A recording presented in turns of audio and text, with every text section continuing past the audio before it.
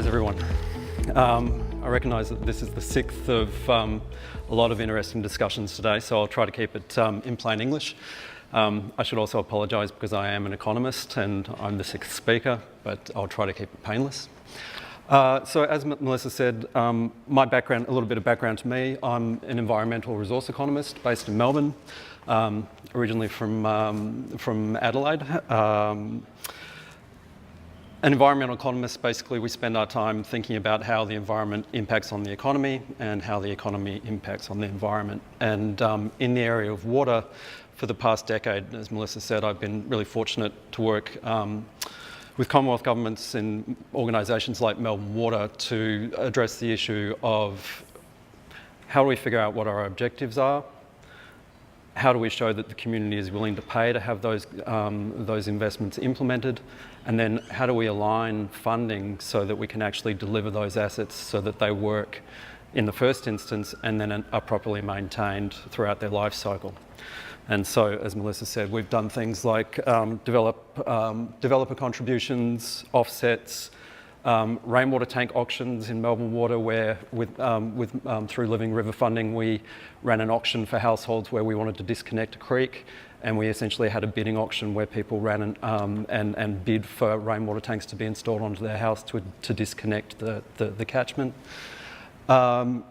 And then we've also run processes like end-to-end processes like what Andy was talking about this morning. So last year we ran with the ACT government, we basically reviewed from end to end all of their stormwater assets, looked at the condition of those assets, the extent to which they were on registers. We then figured out what the bow wave for them was in terms of what it was going to cost to achieve their stormwater objectives and what that funding requirement was going to be. And then we looked at how essentially what sort of funding mechanisms they could use, and also importantly what sort of institutions, rearrangements they needed to be able to have that process to run. And so they're now in the process of implementing that after it was accepted by Cabinet. Sorry, the other thing that I should say before I talk more is that I'm a rather nervous talker, and I have a bit of a habit of starting to speed up when I talk. So if I start to talk too quickly, just somebody throw something at me. And that'll help me along. Okay, the other thing that I wanted to say just at the outset is that I think this discussion today has been really useful, and I think this last talk really builds on a series of threads that are coming through, and it's sort of in some ways a nice case study. So, you know, this morning and Mayor Evans talked about the political and broader context of funding requirements.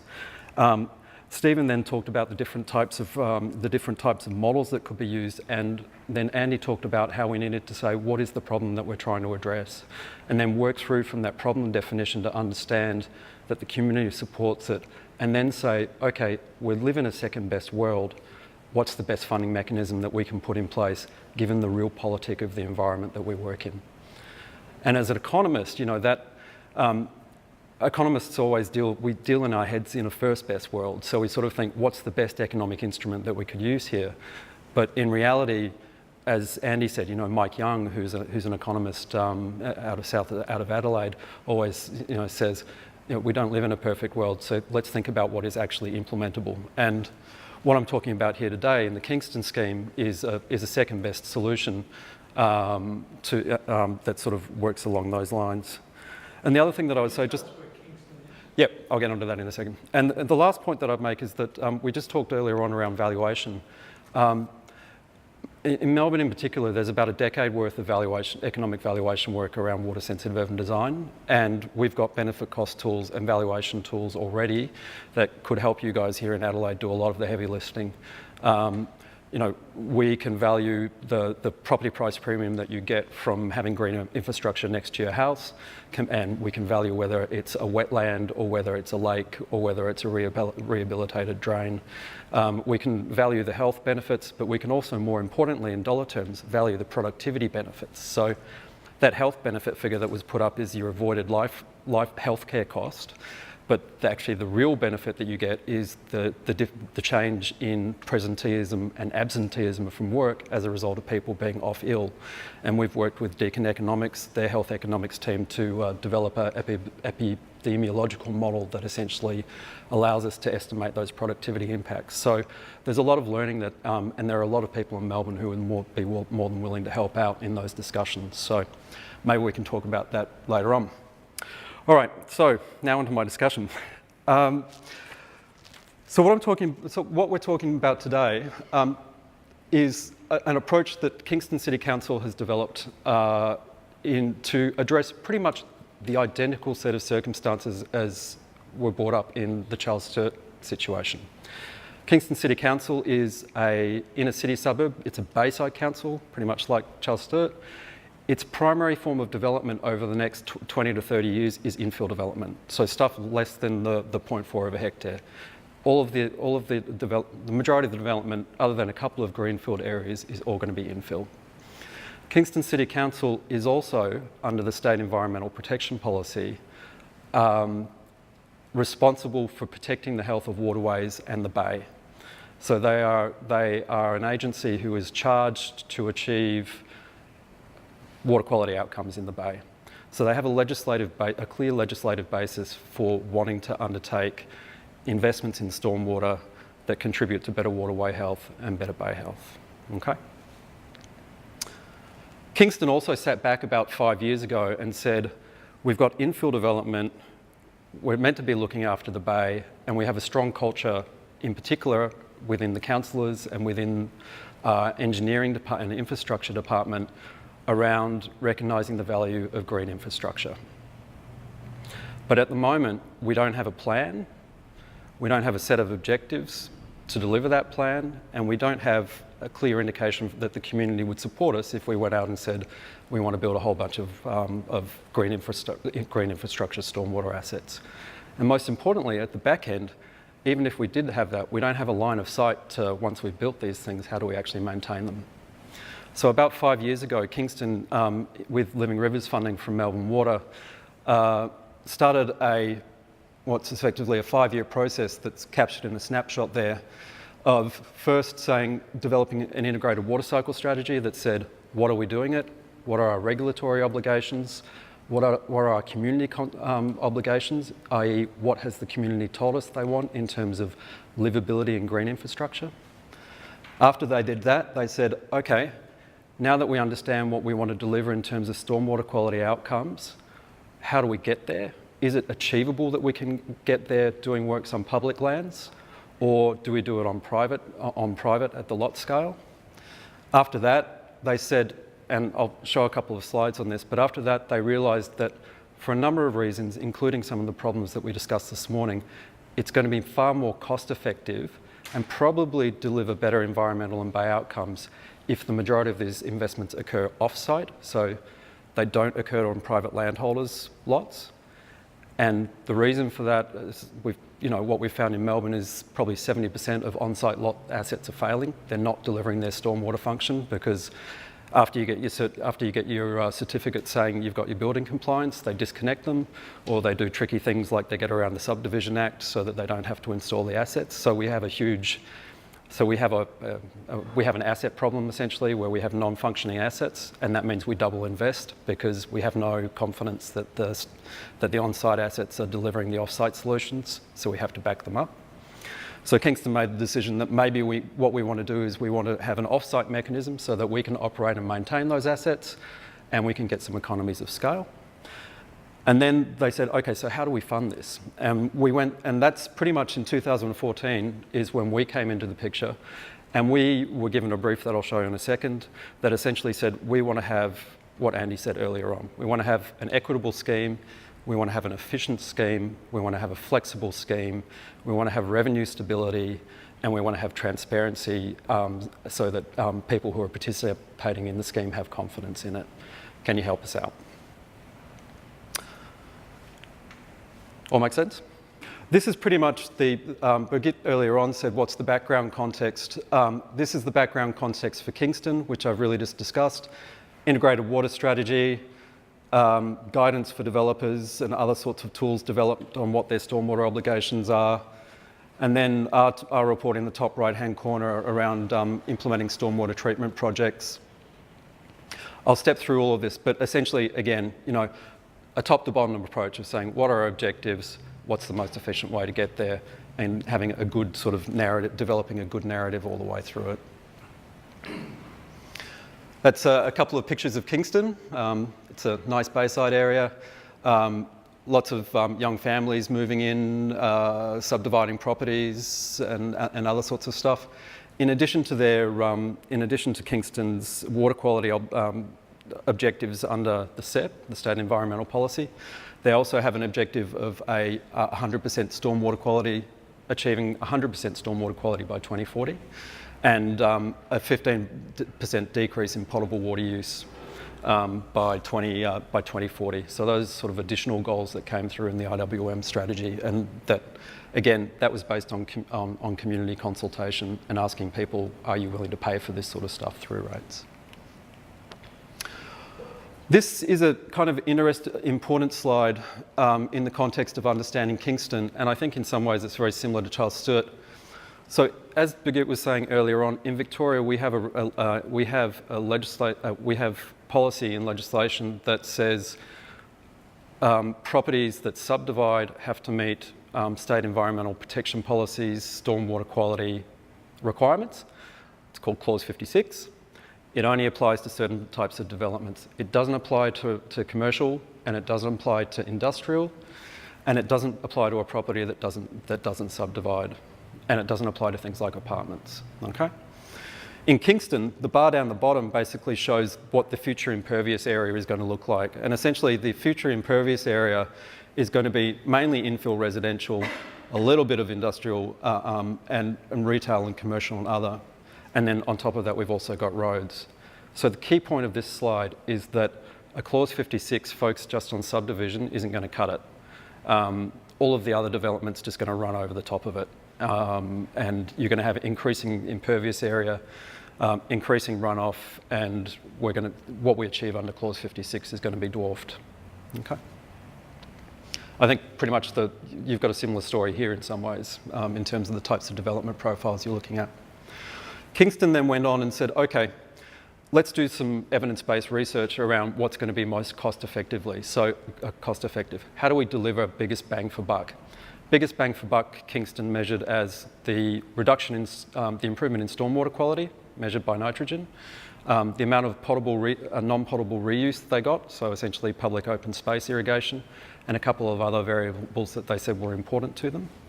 And then they looked at a couple of different types of projects. So they looked at small sorts of investments.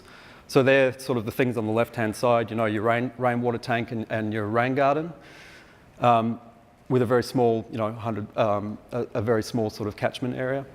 They then looked at medium and large investments as well. Large investments are the ones in the middle, for example, you know, precinct scale wetlands. And then a medium-sized type of treatment is the irrigation to an oval, for example. So that's capturing, let's say, 50 hectares. It's got a stormwater catchment area of 50 hectares. We didn't do this work. A bunch of smart engineers who we work with did this work. But essentially what it came back showing is that the small-scale stuff is not really cost-effective on a dollar-for-dollar basis, and also there's a higher risk of failure. The large scale, they have the same problem as most infill areas. They don't have the land to be able to put the assets in. And those middle-sized infrastructure pieces are the ones that prove to be most cost-effective. They also site on Kingston's land, and that means Kingston can own, operate and maintain those assets. So Kingston basically then said, okay, at the moment we've got 40% treatment. With a series of proposed investments, they identified 31 odd precinct scale assets. And we can get to, with those assets, we can get to up to about 76% treatment efficiency with these assets. So essentially that goes back to Andy's point of, you know what you're going to build before you start gathering cash. So Kingston has a prioritised list of investments, and they've modelled using music essentially what that's going to do to waterways and water quality and loads entering into the bay. Now we get to our next stage. So for those 31 precinct scale assets, it's about, the capital cost alone is about 27.5 million, okay, to achieve those outcomes. So the next question is, okay, how do how do we fund that? And as we were talking about this morning, there are a range of different options that we can think about. The brief, and this is really where we came into the project in 2014, is Kingston said to us, how do we fund precinct scale investments, these 31 odd assets, how do we fund them in a way that is cost reflective and impact pays? So basically, if you are creating impervious area, as Andy said earlier on, you should be paying for that, the stormwater runoff for the impervious area that you create, because you're creating the impact. And by the way, OCOSA would support that principle. They basically say impactor pays, then beneficiary pays, then taxpayer pays. That's their sort of rule for benefit for cost sharing. So impactor pays approach. The second point is really important. We want to give the developments flexibility to meet best practice stormwater management. So we don't want to lock them into an either or situation. We want to give them choice. And that choice is really important in Melbourne in particular, and I'll explain why in a second. We want it to be equitable. So if you've got a square metre of impervious area and you're residential or a commercial, you're treated exactly the same way, not different rules for different people. We want it to fully fund the life cycle cost of the investments. So one of the things that Brigitte was speaking about earlier on is that developer charges and the Melbourne Water Offset only funds the upfront capital cost. Kingston came to this point after we talked to them. They realised that if they just fund the capital costs, then essentially what happens is the ratepayers cross-subsidise somebody else for maintaining and rehabilitating that asset.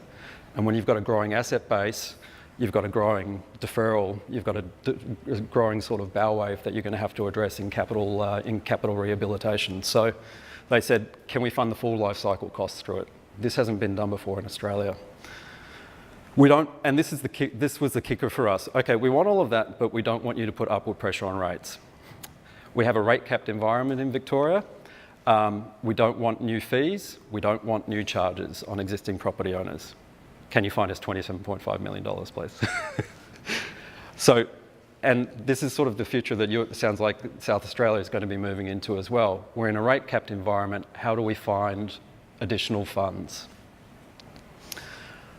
And then finally, we want to provide a mechanism for everybody that's easy to calculate, simple to implement, and streamlines the planning permit application. So rather than making things more difficult, can we make it less difficult?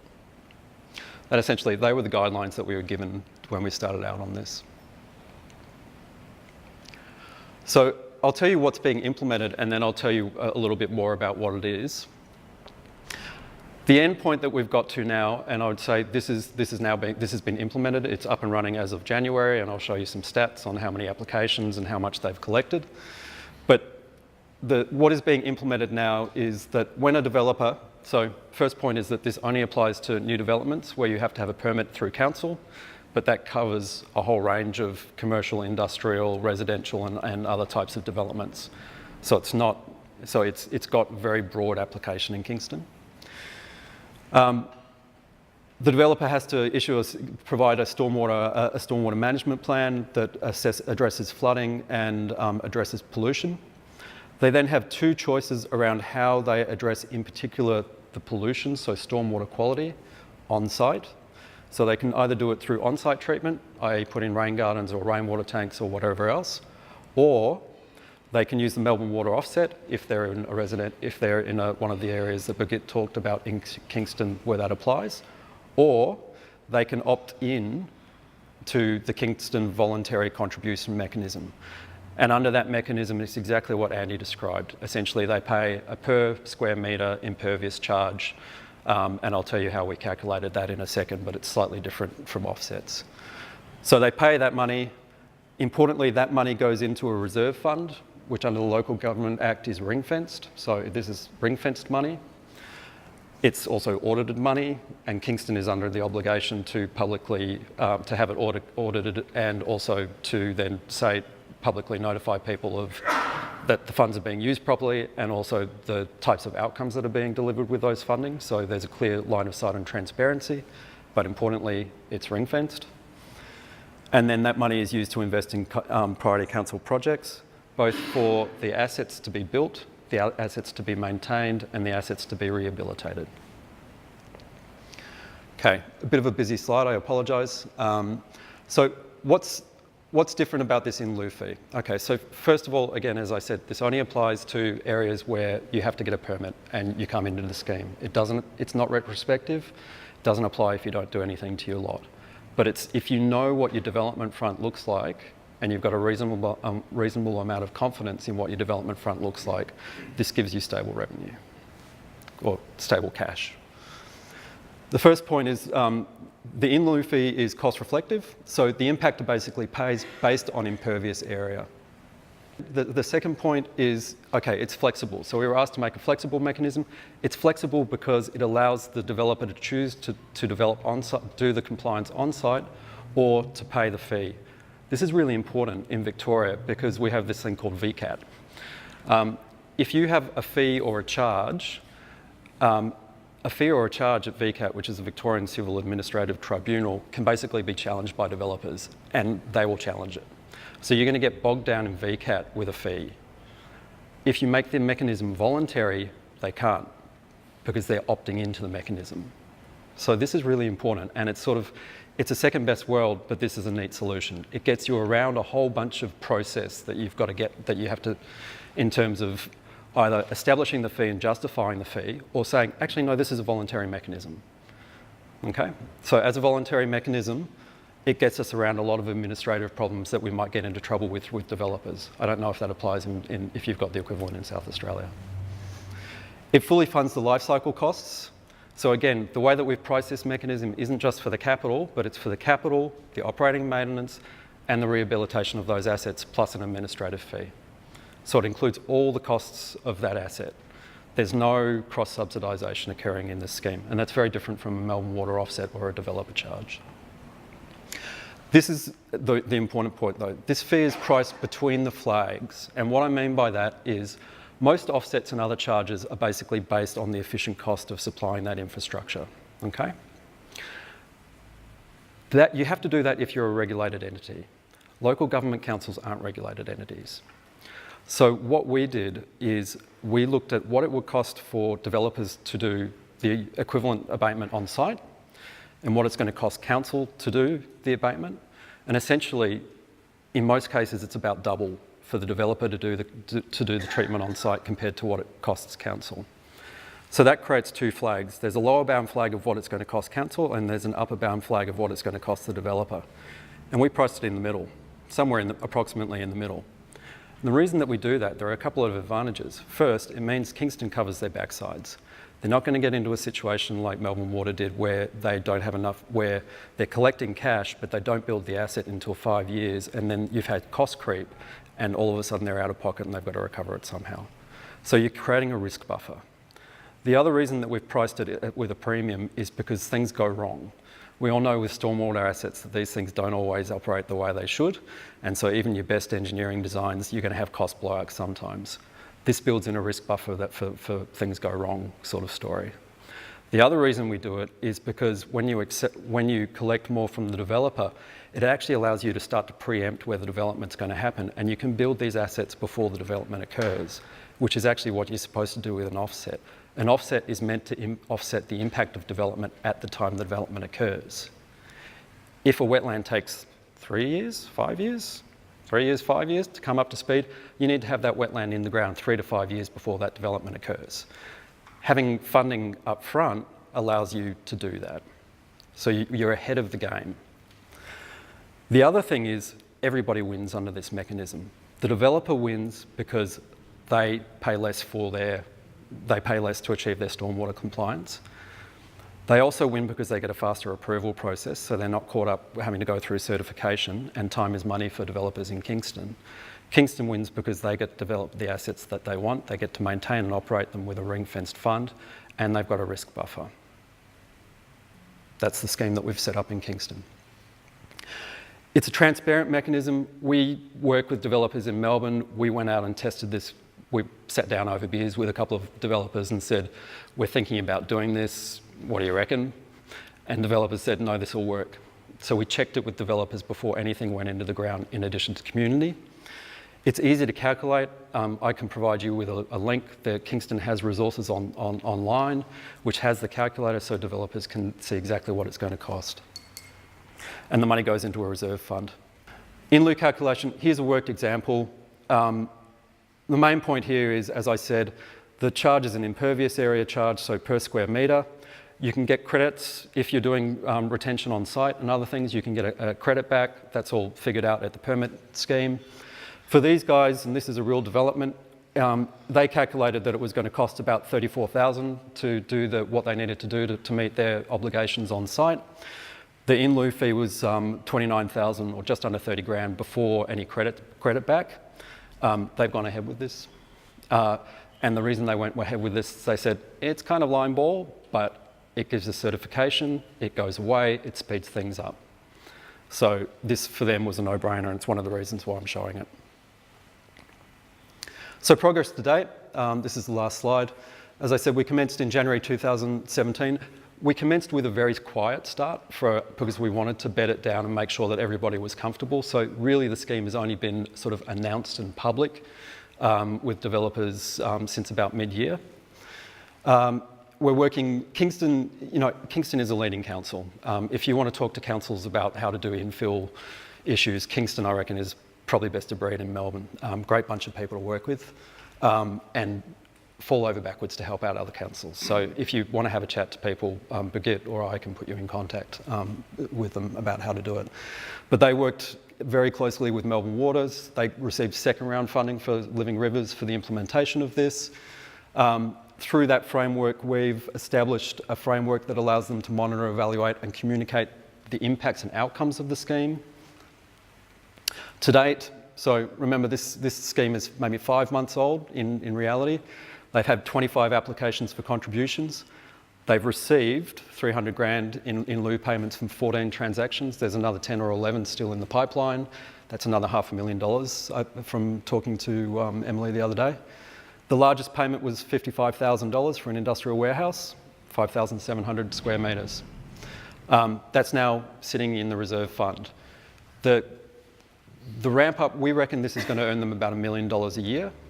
And the reason that we've set up the mechanism this way is because they've got the same sort of delivery issues. $1 million a year is about what they can handle in terms of infrastructure planning and delivery without falling over the top of themselves and starting to have issues in terms of implementation.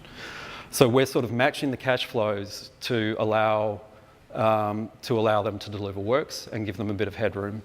The other thing about the mechanism is they can reset the price. So they're not locked into a price, they can do an annual review.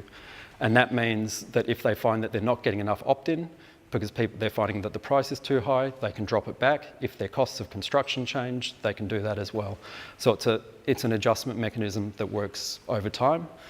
And there just needs to be a little bit of signalling for developers.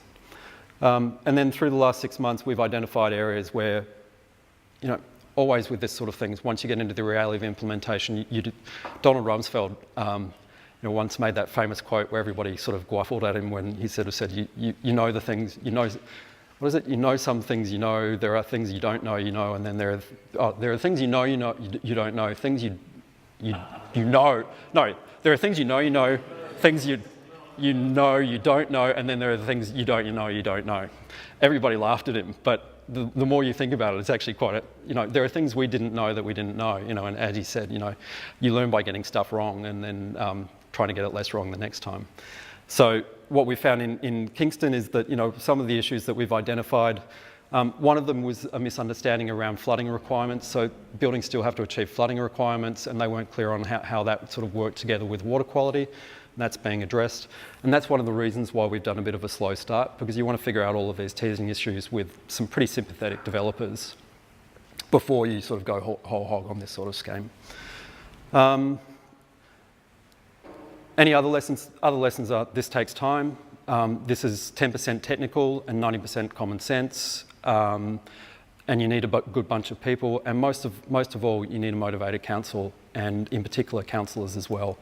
When you can get councillor support, and if you can find champions for this sort of scheme, and if you can show them the back end where it's working and say, this sort of scheme can work, whatever it looks like, the whole passage becomes a lot easier. That's me.